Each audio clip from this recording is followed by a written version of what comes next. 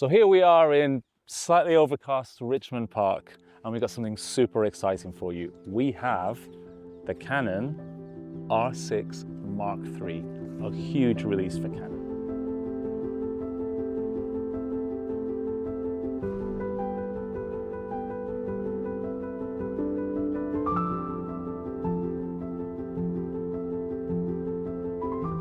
It has an astonishing 8.5 stops of IBIS. It'll shoot 40 frames a second on the electronic shutter and 12 frames a second on the mechanical shutter. It has a 150 raw image burst buffer, and also it has the subject recognition AF algorithm from the R5 Mark II. So why are we here in Richmond Park? Well, the answer is simple. Deer. It's a world-renowned place, or at least a UK-renowned place for shooting wildlife, specifically deer. Especially because you can get so close to them, like here on the paths, and obviously you've got like the green spaces on either side, so very, very easy to shoot deer. But I think more importantly as well is seeing how well the camera, as well as the lens obviously, these things go in twos, how it performs in terms of getting focus. Now, focus on animals is arguably the most important thing, making sure that the autofocus as well as the algorithms for recognizing subjects are tracking. Now, so far I've managed to get a couple of very still deer sitting on the grass here, and I must say I am so far quite impressed with how the camera is performing in terms of keeping that deer, or more importantly, the deer's eyes in focus.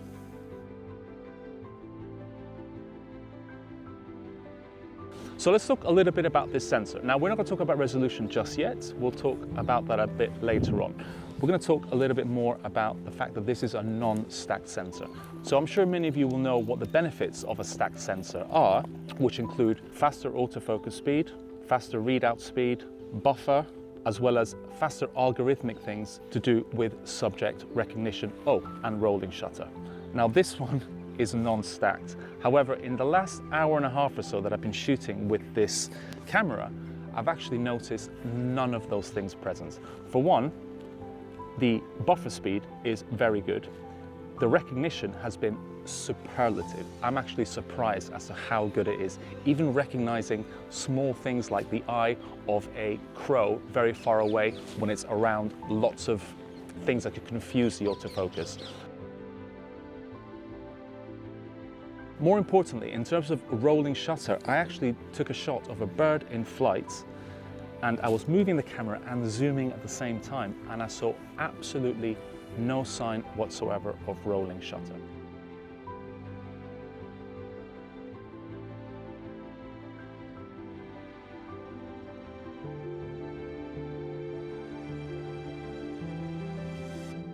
So let's talk a little bit about the controls around the camera, which I'm sure many of you will be very interested in to see if anything has changed or changed drastically. But for those of you who are new to the system, are going to be investing in the R6 Mark III, I'll give you a little bit of a run through in terms of the controls, some of the ports and the buttons on the camera. So here you have your mic and your headphone monitoring controls. Here you have your remote shutter control. Here you have your connectivity, and you have your HDMI. At the bottom, you have your battery, and on the side, on the right-hand side, you have space for your CF Express card and your SD card. On the top left of the camera, you have your toggle control for your stills and your video, and then you have your mode dial here, so where you can go between manual, aperture priority, shutter priority, video, program, etc. Then you have your video record button. Then you have your control, your main index finger control dial. Then you have your shutter button, of course. Then you have your off, lock, and on lever. And on top of that, then you have another control dial as well. You then have your joystick. Then you have your magnifier in case you want to kind of magnify your manual focusing, for example. You have your info, your Keough menu, then your main dial at the back with your set button, and then you have your playback control, your trash button for deleting images, and then you have your main menu and your rate button. And just to mention as well, a very nice articulating screen, which you can articulate forwards in case you are recording yourself.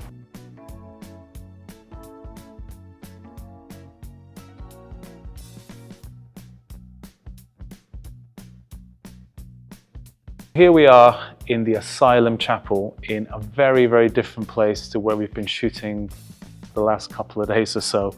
And we still have the R6 Mark III, but now that we're in a place with a bit more privacy, I can actually remove this sticker that's covering up what this camera is and be a little bit more bold. But I'm also going to remove the sticker of this lovely lens, which is the also brand new Canon 45mm f1.2 non-L. Now I'm really excited about this lens. For one, it's an f1.2 aperture. It's impossible not to get excited about an f1.2 aperture, but also the fact that it's a 45mm. It's a very unusual focal length. It's not too different from a 50, but it gives you a little bit more width, so I'm intrigued as to what that's going to be like. But I'll talk to you a little bit more about that later. At the moment, we're set up here with the lovely Alia in this beautiful chapel with what I would call a fairly basic lighting setup to try and create a bit of sparkle, a little bit of color, and do some nice portraiture to see what the camera can do, mainly in terms of its autofocus, potentially in low light conditions as well. So we'll try and test a little bit about the IBIS, the autofocus, and how it performs in terms of autofocus in low light settings, and when we get those smoke bombs going as well. So let's see how we go. We're shooting with a 45mm feels strangely familiar, if I'm completely honest with you. It's not as wide as a 35, obviously, but it's not quite a 50. And in my experience, whenever you change focal lengths, the changes that you make, even if they're small, they're more noticeable when you go towards the wide end. So for example, the difference between 24 and 28mm for me are more noticeable than, let's say, going from 50 to 55mm. And I think that's very evident here. I can see a little bit of a difference, but it's really nice. The lens doesn't really distort that much. It feels very familiar, but it just offers you a little bit more width. So I think as potentially an everyday carry, this actually makes more sense than using a 50mm because it gives you that little bit more width. So why have I got both the R6 Mark II and the R6 Mark III out together? Well, it's just to show you kind of the dimensions of the cameras. Now, I thought that there was a slight difference in the width of these cameras, but I can report that they're both identical in size. And by that I mean length or height, width, and I guess I can say length this way as well. They are identical. So even though this camera is more powerful, it has higher resolution, it has managed to retain the exact same size, not weight, but size as this one. The weight of the R6 Mark III is 699 grams, including battery and memory card, whereas the R6 Mark II is 676, including battery and memory card. And I think, even though that is a bit of an increase, I think considering how much more powerful this camera is and all the improvements that we see, I think it's a fair trade. And to be honest with you, I would challenge you to actually feel that difference. So let's talk about ISO performance. Now, ISO performance tests for this particular camera are a little bit tricky, and let me explain why. So firstly, this is a pre-production camera technically still.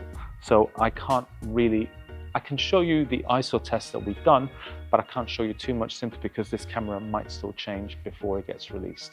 However, I can say that because the resolution increase on this camera versus the original R6 Mark II, there's going to be a very slight trade-off in terms of ISO performance. But I've been told that that difference is not going to be noticeable, certainly, until you start really pushing those high values past 6400 ISO, for example. And lastly, because this is indeed a pre-production camera, we don't have RAW support for it. So we're actually shooting JPEG. And for that reason, the ISO result might be skewed because of JPEG compression. So I can show you the ISO results, but don't expect them to be completely accurate. What I can say is that ISO is comparable in terms of performance to the R6 Mark II, even with that resolution increase.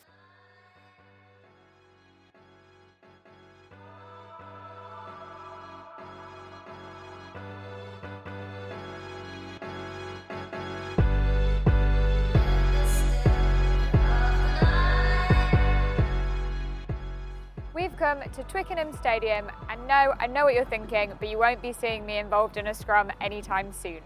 I'm here with the brand new R6 Mark III. Let's go meet Eddie Keough. I think with sport, there's always people in the way, there's always things happening. You can't always be on the right person all the time, or someone goes across, sometimes you're a bit late on a guy or a girl scoring a goal. So the pre-continuous just gives you that. It's mad, really. You could find pictures you didn't take. So it gives you like up to half a second before you actually press the button. You've got to keep the button half pressed down. All that time it's kind of remembering what you were focusing on, and that has helped me a few times get goal pictures that I didn't think I had. You know, we're in a world of AI now, and there's absolutely quite a bit of AI going on in these cameras now. So much so that they can kind of recognise certain faces. So you can get pictures of your family members, and the camera will recognise them.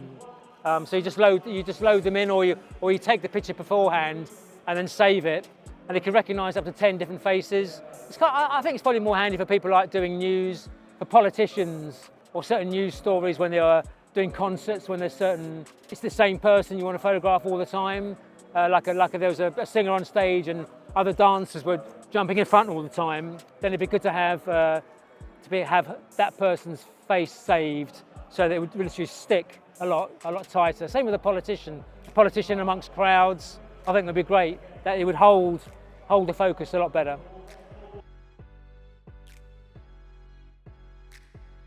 It's really tracking really well. Staying with the player that I want it to be on. It's holding it, and this is it into the light. So it's doing a very, very good job. I'd happily use this shooting sport.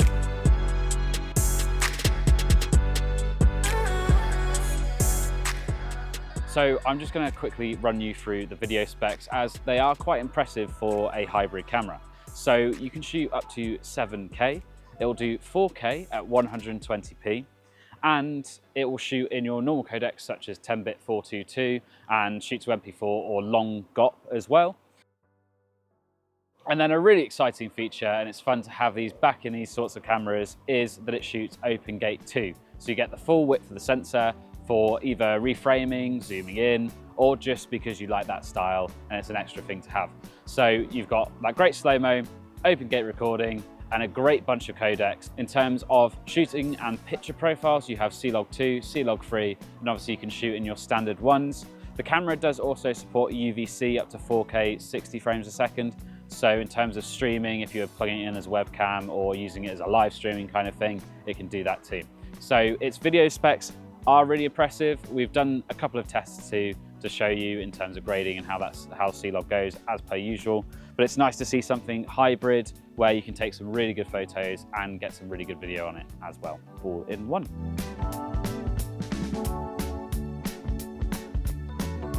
Now, what a day we've chosen to go shooting in central London. It is not, I wouldn't say it's really throwing it down with rain, but there is a lot of fine rain and it's pretty consistent. So it means that we're getting pretty soaked today. However, I am happy to report that the R6 Mark III is weather protected, as well as obviously the lens being an L lens. However, it is important to mention, and I think a lot of people kind of get this distinction wrong, there's a difference between it being weather protected and weather sealed. Weather sealed basically means that every effort has been made by the manufacturer to try and make the camera as impervious to weather conditions. It doesn't mean no water will ever get in. However, it does mean that the camera is actually helping you to make sure that you don't get any water ingress. Now, I'm pretty confident with this camera, but when it's that consistent, I do try and keep it covered up, just if anything, so I don't get that much water on the lens. So shooting in the streets like this with so many people around makes me think, what kind of people are going to be using this camera? Now, many of you will be using this as your main camera, but also the Canon R6 series has also been well known to be used as a backup camera to, for example, something like an R5 Mark II. So it actually makes me think, it's like with all this intelligent subject recognition that it does, like what is it really good for? So being in the street here and having the autofocus set to people's subject recognition, that wherever I actually point the camera, if someone walks into my frame, so long as I have the shutter button half pressed, it will immediately tack onto someone that walks into frame and actually track them as I go along. And that's really, really helpful when you're shooting a situation like this. What are some of the benefits of using this camera as an everyday carry or street photography camera? Well, number one is resolution. So as you can probably tell, I'm actually using a 35mm prime, but this combined with the camera being a 32.5 megapixel camera, it means that even using the 35mm prime, I can crop a little bit into my images if I feel like the lens needs to be a little bit more zoomed in. How does this camera feel just around my neck? You know, just carrying it around, it being effectively an everyday carry. Well, I want to be honest with you, it feels absolutely fantastic. It feels as natural to pull it out to do a portrait as it does to pick up detail around the street like we're doing here in Brick Lane. I think bearing in mind what this camera can do, how powerful it is both for photo and video, it's amazing that it can just be a normal camera as well. And colors, more importantly, Canon colors. Now, I'm sure I'm like repeating myself on the internet here. Everyone talks about Canon colors, but whenever a new Canon camera comes out, you can't help but swoon at those gorgeous colors that you see in your viewfinder. And even today, shooting a few portraits here in Brick Lane, you can see those skin tones come through being absolutely perfect. And even getting detail in the streets, the color is just punchy, natural, but without feeling like it's normal. It feels like it has that Canon vibe. And I think you never ever get bored of that. This is a hugely impressive camera, and I hope throughout the duration of this video we've shown you just how capable it is. So let's just wrap things up. Firstly, that resolution increase. It's not huge, but it is significant. So it means, for example, when we're shooting street photography on a 35mm lens, it means that we can punch in without losing too much resolution, which is absolutely amazing. It's incredibly portable, it's fairly lightweight, and it's inobtrusive, which is amazing. In terms of its autofocus performance, I think for me that's been the biggest revolution, especially after having shot with an R5 Mark II as well as an R1. Now, I'm not going to say that it's as good as those cameras, but to me and my inexperience in using fast autofocus, for me it was absolutely a revelation in terms of how good it was. Tracking, sure-footedness, but also in terms of using the really high burst rates on the electronic shutter and seeing very little shutter roll was incredibly, incredibly impressive.